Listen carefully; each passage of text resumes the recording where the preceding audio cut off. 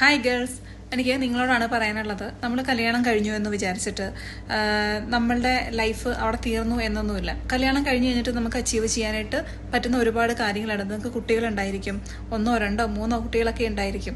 നമ്മുടെ സാഹചര്യങ്ങൾ വളരെ മോശമായിരിക്കും. എന്നിരുന്നാലും നമുക്ക് നമ്മുടെ മെൻ്റൽ വൈബ്രേഷൻ ഹയസ്റ്റ് ആക്കി വെച്ചിട്ടുണ്ടെങ്കിൽ എന്തുണ്ടായാലും അത് നമ്മളെ ഏക്കില്ല എന്നുള്ളൊരു കോൺഫിഡൻസ് നമുക്ക് ഉണ്ടെന്നുണ്ടെങ്കിൽ, അല്ലെങ്കിൽ നമ്മളെ കളിയാക്കുവോ എന്തെങ്കിലും പറയുകയൊക്കെ ചെയ്താൽ, ഞാൻ എപ്പോഴും പറയാറുണ്ട്, നമ്മളെപ്പോഴും മിണ്ടാതിരുന്നിട്ടുണ്ടെങ്കിൽ നമ്മൾ ഈ കേൾക്കുന്ന നെഗറ്റീവ് എനർജി അല്ലെങ്കിൽ മറ്റുള്ളവരുടെ വാക്കുകളൊക്കെ നമുക്ക് നെഗറ്റീവ് എനർജി തന്ന് നമ്മളെ ഡിപ്രഷൻ ആക്കാൻ ചാൻസ് ഉണ്ട്. അതുകൊണ്ട് നമ്മളെ ഒരുപാട് ഇൻസൾട്ട് ചെയ്യുന്ന, നമ്മളെ ഡൗൺ ആക്കുന്ന, നമ്മളെ തളർത്തി കളയുന്ന കാര്യങ്ങളൊക്കെ നമ്മളോട് ആരെങ്കിലും പറയുവാണെന്നുണ്ടെങ്കിൽ തിരിച്ച് മറുപടി പറയുന്നത് കൊണ്ട് ഒരു തെറ്റുമില്ല.